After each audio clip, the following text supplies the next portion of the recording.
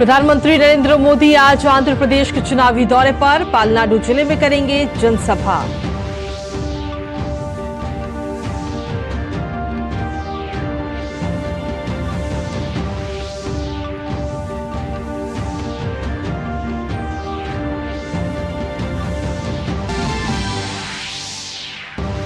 चुनाव आयोग की स्वतंत्र और निष्पक्ष चुनाव कराने के ऐलान के बाद चुनावी सरगर्मियां हुई तेज।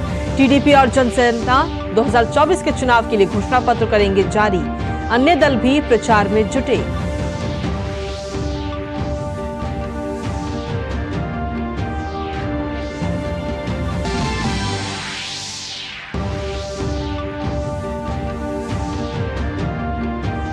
लोकसभा चुनाव 7 चरणों में कराने की घोषणा का राजनीतिक दलों ने किया स्वागत।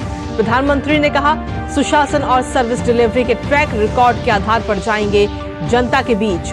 वहीं अन्य पार्टियों ने भी लोकतंत्र के महापर्व के लिए खुद को बताया तैयार। अंतर्राष्ट्रीय खबरों में रूस में राष्ट्रपति चुनाव के लिए जारी मतदान का आज अंतिम दिन। व्लादिमीर पुतिन के सत्ता में बने रहने की संभावना। रूस ने यूक्रेन पर चुनाव में व्यवधान डालने का लगाया आरोप।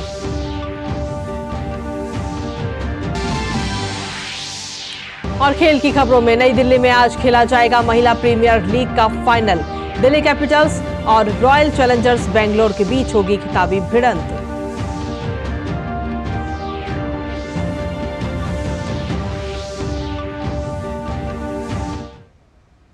नमस्कार, स्वागत है आप सभी का। दूरदर्शन समाचार आप देख रहे हैं। देश दुनिया की ताजा तरीन खबरों को लेकर हाजिर हूं मैं कृतिका, और हेडलाइंस के बाद अब खबरों में विस्तार से बात करेंगे। निर्वाचन आयोग ने लोकसभा चुनाव 7 चरणों में कराने की घोषणा की है। पहले चरण में 19 अप्रैल को और 7वें और अंतिम चरण में 1 जून को मतदान होगा। लोकसभा चुनाव के साथ ही सिक्किम, ओडिशा, आंध्र प्रदेश और अरुणाचल प्रदेश में विधानसभा चुनाव भी होंगे। लोकसभा और विधानसभा चुनाव की मतगणना 4 जून को होगी। आइए दिखाते हैं आपको इसी पर आधारित ये खास रिपोर्ट। चुनाव का पर्व, देश का गर्व, दुनिया के सबसे बड़े लोकतंत्र में चुनावी शंखनाद हो गया है। लोकतंत्र के रंग यहाँ उभरते हैं और सभी हिस्सों का इसमें समावेश होता है। चुनाव इस तरह कराएंगे जो देश की चमक बढ़ाएगा। इसी वायदे के साथ चुनाव आयोग ने 18वीं लोकसभा के लिए चुनाव की घोषणा कर दी है। 7 चरण में चुनाव होंगे और मतगणना 4 जून को होगी। पहले चरण की वोटिंग 19 अप्रैल, दूसरे चरण की वोटिंग 26 अप्रैल, तीसरे चरण की वोटिंग 7 मई, चौथे चरण की वोटिंग 13 मई, 5वें चरण की वोटिंग 20 मई, छठे चरण की वोटिंग 25 मई और 7वें चरण की वोटिंग 1 जून को होगी। पहले चरण में 21 राज्यों और केंद्र शासित प्रदेशों की 102 लोकसभा सीटों पर मतदान होगा। दूसरे चरण में 13 राज्यों की 89 लोकसभा सीटों पर वोटिंग होगी।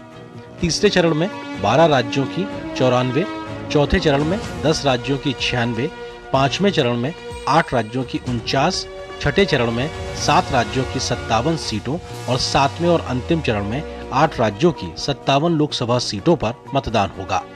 We'll do it in 7 phases, as was done last time. 7 phases. Phase 1 will start from 20th March notification, 5 days from now.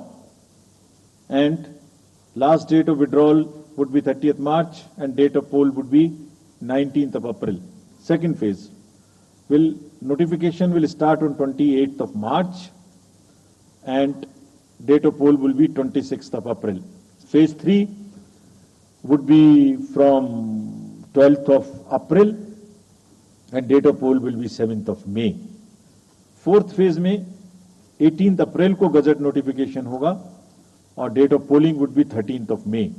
Fifth phase 26 अप्रैल से शुरू होगी और 20 मई तक चलेगी। 20 मई तक डेट ऑफ पोल होगी। फेज 6 में 57 constituencies will go to the poll starting from the gazette notification on 29th of April and finishing on 25th of May.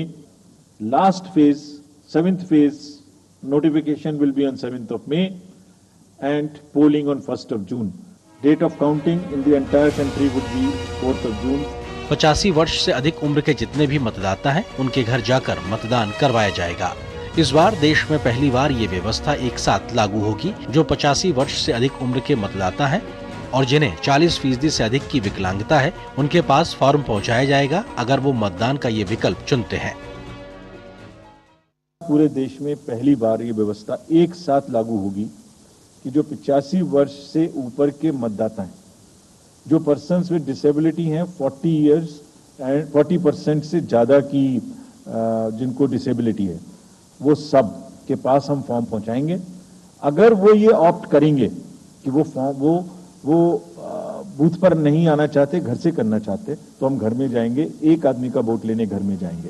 Lok Sabha के साथ साथ 4 राज्यों में विधानसभा चुनाव भी कराए जाएंगे, जिसमें सिक्किम की 32 विधानसभा सीट, उड़ीसा की 147 विधानसभा सीटों, अरुणाचल प्रदेश की 60 विधानसभा सीटों और आंध्र प्रदेश की 175 विधानसभा सीटों पर लोकसभा चुनाव के साथ ही विधानसभा के भी चुनाव कराए जाएंगे। आंध्रा के केस में नोटिफिकेशन 18 अप्रैल 24 को होगा और डेट ऑफ पोल 13 मई 24 को होगी। सिक्किम में भी 20 मार्च और 19 अप्रैल। उड़ीसा में first phase would be on 18 April and date of poll would be 13 May. 18वीं लोकसभा के लिए इस बार 96.88 करोड़ मतदाता वोट डाल पाएंगे। इनमें से 1.8 करोड़ मतदाता पहली बार मतदान करेंगे। इन मतदाताओं में 49.72 करोड़ पुरुष, 47.15 करोड़ महिलाएं और 48,044 थर्ड जेंडर मतदाता शामिल हैं। इन मतदाताओं में 88.35 लाख शारीरिक रूप से अक्षम, 1.85 करोड़ मतदाता 80 साल से ज्यादा और 2.18 लाख मतदाता 100 साल से ज्यादा की उम्र के भी हैं, जो देश के लोकतंत्र को मजबूत करने के लिए अपने मताधिकार का इस्तेमाल करेंगे। इन चुनावों में 7 चरणों में चुनाव कराए जाएंगे।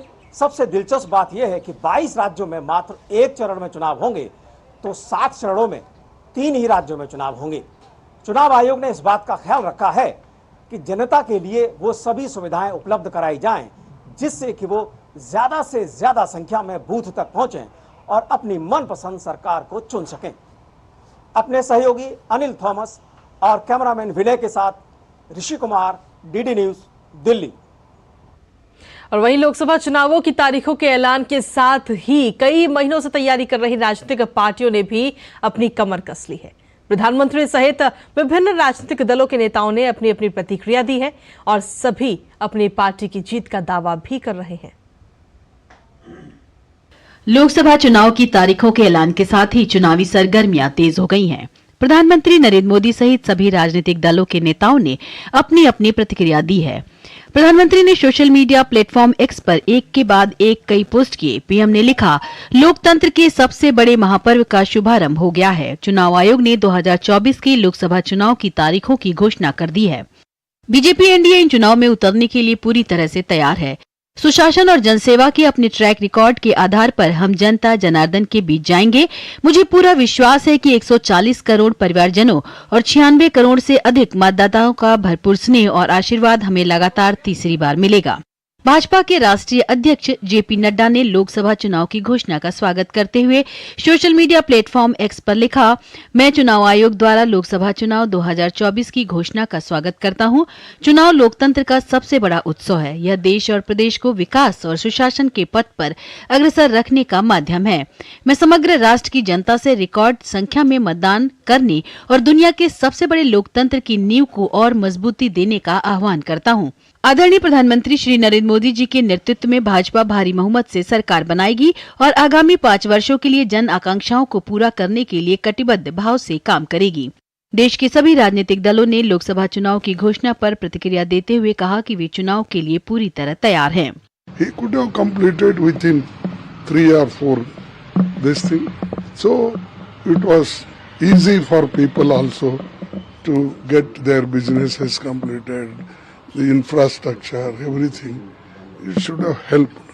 But anyway, Modi is Modi. जो भी चुनाव आयोग जिस प्रकार से भी चुनाव को कराना चाहता है, उसमें उत्तराखंड सरकार ने पूरी तरह से तैयारी की है। हमारे उत्तराखंड से हमारे प्रधानमंत्री जी का बहुत लगाव है और उत्तराखंड की जनता का भी। वो उनको अपने परिवार का मानते हैं, अपने घर का मानते हैं। इसलिए उत्तराखंड से 5 लोकसभा की सीटें हैं, 5 की 5 भारतीय जनता पार्टी जीतेगी। इलेक्शन कमीशन का जो कोड ऑफ कंडक्ट है, इनका बहुत बहुत स्वागत करता हूं। इन्होंने ब्रीफली सब कुछ एक्सप्लेन किया है और आज इस अवसर पर जो 7 मई का गोवा में इलेक्शन हो रहा है, इसके लिए गोवा सरकार की पूरी तैयारी है। हम पूरी तरह से तैयार हैं और दिल्ली के अंदर 7 सीटों पर ये गठबंधन चुनाव जीतेगा। दिल्ली के अंदर एक बड़ा बदलाव इस बार होने जा रहा है और उसके लिए आम आदमी पार्टी इंडिया गठबंधन के साथ मिल करके मजबूती से चुनाव लड़ेगी। चुनाव बहुत ही महत्वपूर्ण चुनाव है और मैं प्रदेश के सभी लोगों से कहूंगी कि बहुत सोच समझ के हर चुनाव अपना वोट डालें, क्योंकि यह चुनाव जो है यह उत्तर प्रदेश की दिशा बदलने का काम करने वाला है। Now the schedule has been announced. 7 phases.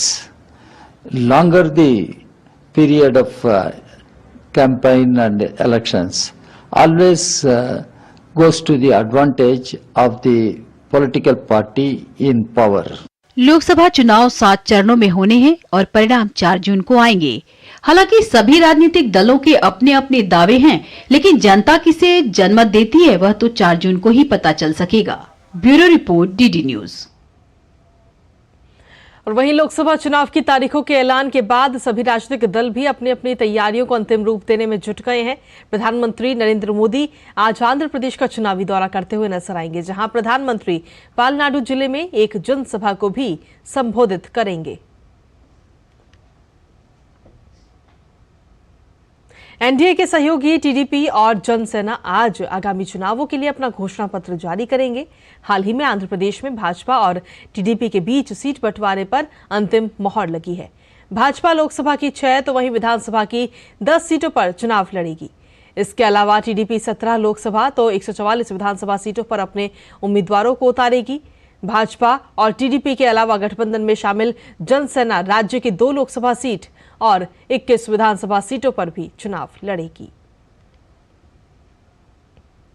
वहीं आगामी लोकसभा चुनाव के लिए समाजवादी पार्टी ने उत्तर प्रदेश के उम्मीदवारों की एक और लिस्ट जारी कर दी है। इस लिस्ट में 6 उम्मीदवारों के नाम हैं। आजमगढ़ से धर्मेंद्र यादव को टिकट दिया गया, तो वहीं गौतम बुद्ध नगर से डॉक्टर महेंद्र नागर को उतारा गया है। इटावा से जितेंद्र दोहरे और सुल्तानपुर से भीम निषाद को समाजवादी पार्टी ने टिकट दिया है। वहीं मिश्रिक से मनोज कुमार राजवंशी और जालौन से नारायण दास अहिरवार को टिकट दिया गया है।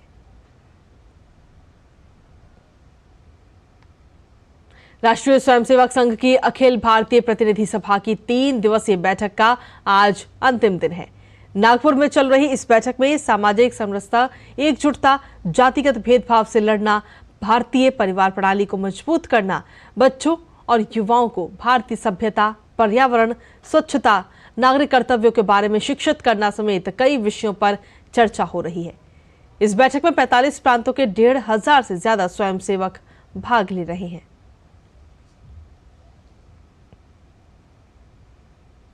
और वहीं आगामी लोकसभा चुनाव के मद्देनजर लंदन में overseas friends of BJP UK ने एक कार रैली का भी आयोजन किया।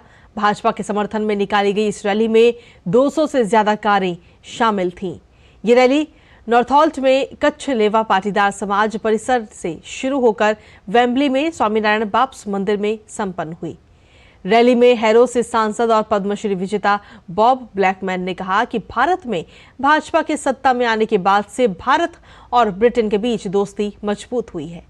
भारतीय अर्थव्यवस्था दुनिया की नंबर 1 अर्थव्यवस्था बनने की राह पर है। प्रधानमंत्री नरेंद्र मोदी शनिवार को इंडिया टुडे कॉन्क्लेव 24 में शामिल हुए। इस मौके पर प्रधानमंत्री ने कई विषयों पर बात की। प्रधानमंत्री ने कहा कि आज मूड ऑफ द नेशन विकसित भारत के निर्माण का है। पीएम ने कहा कि 10 साल पहले तक कुछ 100 ही स्टार्टअप्स होते थे और आज करीब 1.25 लाख रजिस्टर्ड स्टार्टअप्स हैं।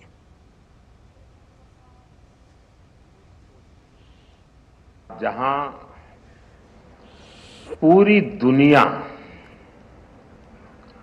अनिश्चितता के भंवर में फंसी हुई है, एक भाव बहुत निश्चित है कि भारत तेज गति से विकास करता रहेगा।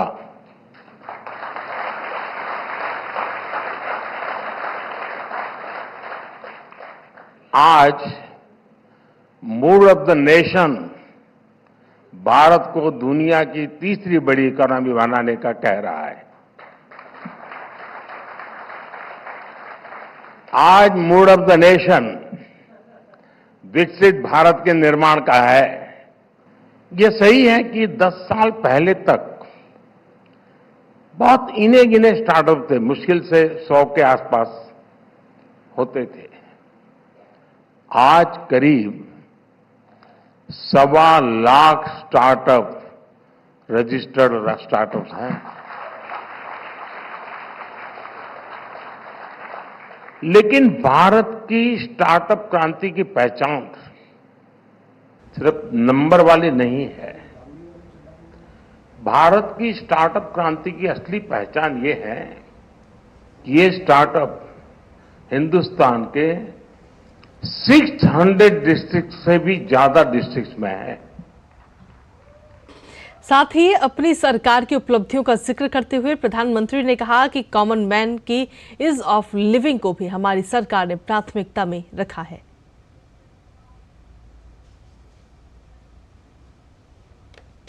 मैं दावे के साथ कह सकता हूं कि पहले की सरकारों के समय आपने ईज ऑफ लिविंग जैसे शब्द तक नहीं सुने होंगे। जब पहले की सरकारों की सोच ही ऐसी नहीं थी तो वो देश के नागरिकों की ईज ऑफ लिविंग पर कैसे ध्यान देती है। पहले की सरकारों के समय जो पावरफुल थे, जो सक्षम थे, वो सुविधाओं के सबसे पहले हकदार बन गए थे। शाम दाम दंड भेद, जरूरत पड़ी तो सिफारिश, जरूरत पड़ी तो रिश्वत, कुछ भी करके सुविधाएं हासिल करते वो ले लेते थे। और बीच में पिसता कौन था? देश का सामान्य नागरिक, वो सामान्य नागरिक जिसको हम R.K. लक्ष्मण के कार्टूनों से ही पहचानते थे। मैं उसके साथ जी करके आया हूं। इस कॉमन मैन की ईज ऑफ लिविंग को भी हमारी सर्वोच्च प्राथमिकता के रूप में हमारी सरकार ने काम किया। लेकिन सरकार ने जैसे ही ईज ऑफ लिविंग पर जोर दिया, सिस्टम में परिवर्तन आना शुरू हो गया। और इसके लिए हमने सिस्टम को इंफ्रास्ट्रक्चर से भी सपोर्ट किया। और डीडी न्यूज पर खबरों का सिलसिला यूं ही लगातार जारी है। बुलेटिन में वक्त एक छोटे से ब्रेक का है, आप बने रहिए हमारे साथ।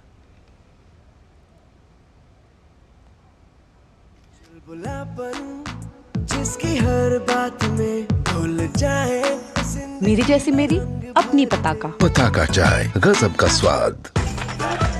मैं क्या जी, सब जानते हैं, जहां दिखे मारियो, अपना समझ के खा लियो।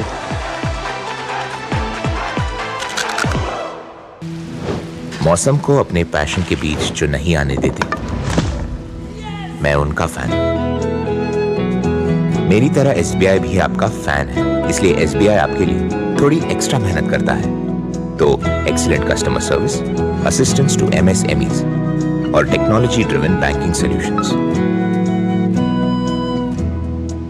घर छोड़ दूं, SBI बदल रहा है क्योंकि हम एक बदलते देश के फैन हैं। SBI, देश का फैन।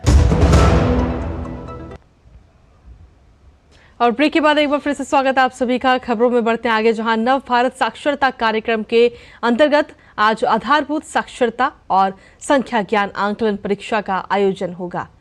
23 राज्यों में ये परीक्षा आयोजित की जाएगी। शिक्षा मंत्रालय ने बताया कि करीब 37 लाख शिक्षार्थी इस महत्वपूर्ण राष्ट्रव्यापी आंकलन परीक्षा में शामिल होंगे। आंकलन परीक्षा में 3 विषय पाठन, लेखन और संख्या ज्ञान शामिल है। मंत्रालय ने कहा कि ये परीक्षा राष्ट्रीय शिक्षा नीति 2020 के आधार पर सभी शिक्षार्थियों के क्षेत्रीय भाषाओं में आयोजित की जाएगी। इस बार चंडीगढ़, पुदुचेरी, लक्षद्वीप और गोवा के माध्यम से 100% साक्षरता घोषित कर सकते हैं।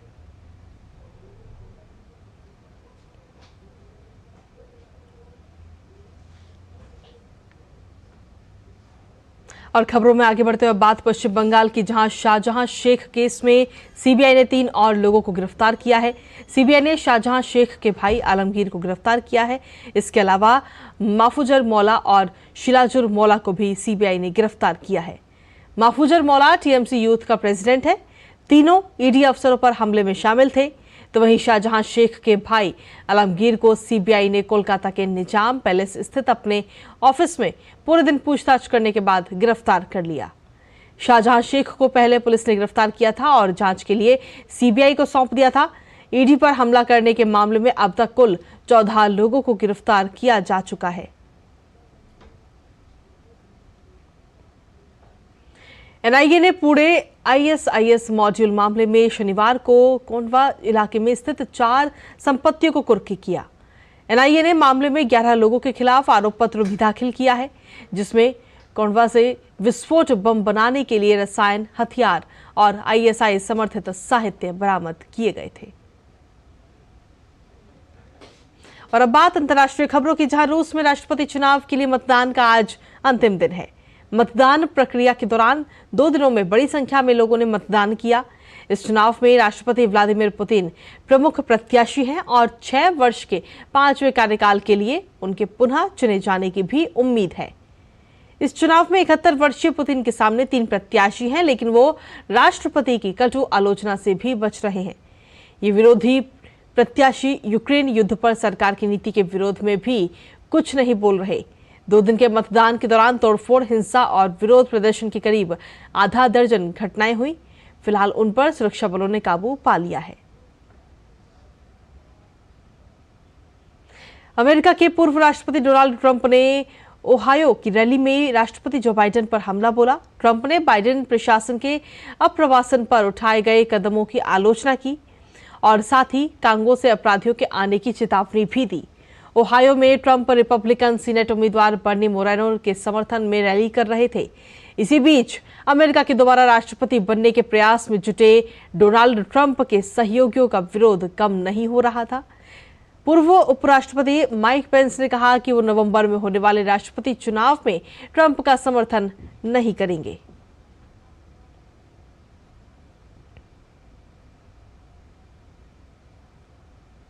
और वहीं आइसलैंड में एक बार फिर से ज्वालामुखी विस्फोट हुआ। ज्वालामुखी विस्फोट के कारण दूर दूर तक लावा आसमान में नजर आया। रेगजेंस प्रायद्वीप पर स्टोरा, स्कोगफेल और हागाफेल के बीच ज्वालामुखी विस्फोट हुआ। इस इलाके में 8 फरवरी को भी ज्वालामुखी विस्फोट हुआ था। दिसंबर से लेकर आइसलैंड में अब तक ये 4थी बार ज्वालामुखी विस्फोट हुआ है।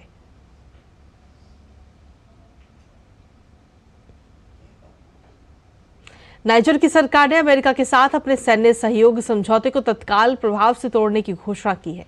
नाइजर की सैन्य जुंटा के प्रवक्ता कर्नल अमादो अब्दुरमाने के राष्ट्रीय टेलीविजन पर इसकी घोषणा की। ये घोषणा सैन्य जुंटा के साथ संपर्क को नवीनीकृत करने के लिए 3 दिवसीय यात्रा के बाद एक वरिष्ठ अमेरिकी प्रतिनिधिमंडल के नाइजर छोड़ने के ठीक 1 दिन बाद आई। पिछले साल तक नाइजर में लगभग 1100 अमेरिकी सैनिक थे, जहां अमेरिकी सेना 2 बेस काम करती है, जिसमें एक ड्रोन बेस भी शामिल है, जिसे एयरबेस 201 के नाम से जाना जाता है, जिसे $100 मिलियन से अधिक की लागत से मध्य नाइजर में अगाडेज के पास बनाया गया था। वेनेजुएला के राष्ट्रपति निकोलस मादुरो एक बार फिर राष्ट्रपति चुनाव लड़ेंगे। वेनेजुएला में 28 जुलाई को राष्ट्रपति चुनाव होगा। सत्तारूढ़ सोशलिस्ट पार्टी ने कल कहा कि मतदान में 1 और 6 साल का कार्यकाल सुरक्षित करने के लिए निकोलस मादुरो दूसरी बार चुनाव लड़ेंगे। 61 वर्षीय मादुरो को उपराष्ट्रपति केबेलो द्वारा सोशलिस्ट पार्टी के उम्मीदवार के रूप में घोषित किया गया और वो समर्थकों को संबोधित करने के लिए एक बड़े खेल मैदान में मंच पर आए। हाल ही के सर्वेक्षणों से पता चलता है कि वेनेजुएला के 13.9% लोग मादुरो को वोट देने की योजना बना रहे हैं, जो विपक्षी उम्मीदवार मारिया कोरेना मचाडो के 54.5% से काफी पीछे है।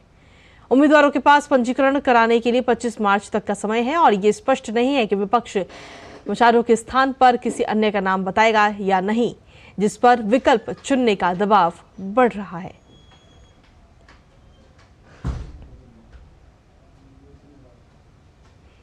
और वहीं मिस्र के सबसे पुराने सिनेमेटोग्राफी स्टूडियो में से एक के अंदरूनी हिस्से में अचानक भीषण आग लग गई। आग लगने की घटना में किसी के हताहत होने की हालांकि कोई खबर नहीं है। आग पर काबू भी पा लिया गया है। गीजा गवर्नरेट ने एक बयान जारी कर कहा कि उसने अल हराम स्टूडियो में आग बुझाने के लिए कई दमकल गाड़ियां भेजी। एहतियात के तौर पर कुछ पड़ोसी संपत्तियों से निवासियों को निकाला गया। इस स्टूडियो को 1940 के दशक में स्थापित किया गया था। अमेरिका के शिकागो में सेंट पैट्रिक दिवस की धूम रही। इस मौके पर नदी को हरे रंग में रंगा गया। इस मौके पर दुनिया भर से हजारों दर्शक शिकागो में जुटे, जिन्होंने शिकागो नदी को चमत्कार हरे कैनवास में तब्दील होते हुए देखा। ये परंपरा 1962 से चली आ रही है। अब ये 69वें साल में है।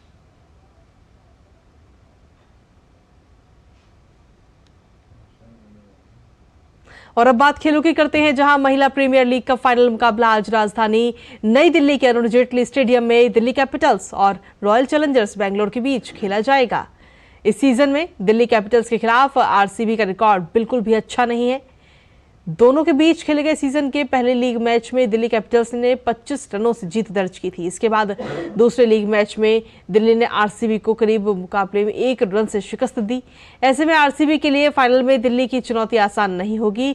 तो वहीं आरसीबी ने पिछले 2 मैचों में लगातार डिफेंडिंग चैंपियंस रही मुंबई इंडियंस को शिकस्त दी।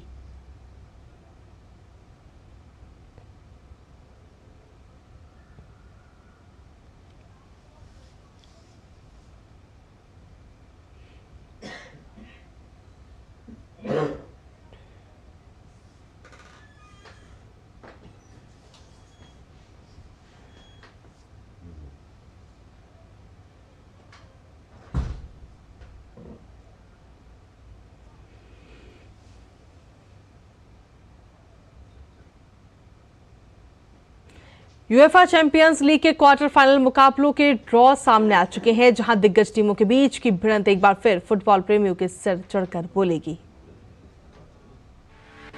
फुटबॉल के दीवानों को अब चैंपियंस लीग के क्वार्टर फाइनल मुकाबले की दीवानगी दीवाना बनाएगी। क्वार्टर फाइनल मुकाबलों के लिए शुक्रवार को ड्रॉ सामने आ गए। पिछले 2 बार की विजेता टीमें और इस बार ग्रुप के सभी मैच जीतने वाली टीमें रियल मैड्रिड और मैनचेस्टर सिटी चैंपियंस लीग के क्वार्टर फाइनल में टकराएंगी।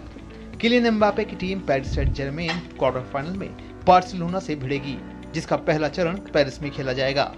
आर्सेनल का मुकाबला हैरी केन की टीम बायर्न म्यूनिख से होगा, जबकि एटलेटिको मैड्रिड और बोरुसिया डॉर्टमुंड के बीच अन्य क्वार्टर फाइनल मुकाबला खेला जाएगा।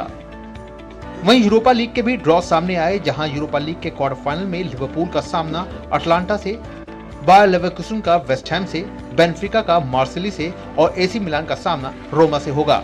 तो निश्चित तौर पर ये मुकाबले ऐसे रहेंगे जहां पर नजरें टीम के प्रदर्शन के साथ साथ उन स्टार खिलाड़ियों पर भी रहेगी जिन पर ये टीमें बेतहाशा पैसा खर्च करती आई हैं। Sports desk, DD news. और इसी के साथ फिलहाल मेरे साथ इस बुलेटिन में इतना ही। बाकी देश दुनिया की ताजा तरीन खबरों को जानने के लिए देखते रहिए डीडी न्यूज। नमस्कार।